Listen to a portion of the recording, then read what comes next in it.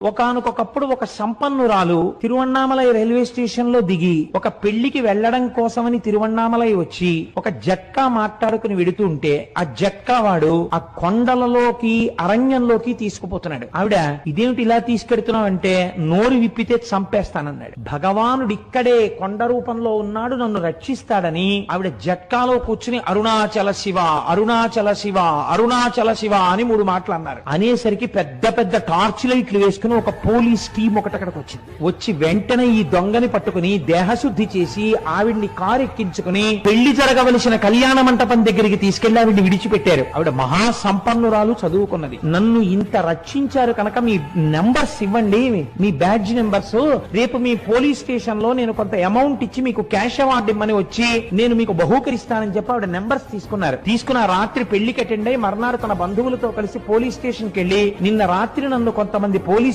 రక్షించారు, వాళ్ళ నెంబర్లు ఇవి, వాళ్ళకి క్యాష్ అవార్డు ఇవ్వండి అని చెప్పి ఆవిడ ఇస్తే తమిళనాడు పోలీసు సర్వీస్ లో ఈ నెంబర్లు ఉన్న పోలీసులు లేరమ్మా, ఈ నెంబర్లు లేవని చెప్పి పరమశివుడే ఆ రూపంతో వచ్చి ఆవిడ్ని రక్షించాడు ఆ రోజున.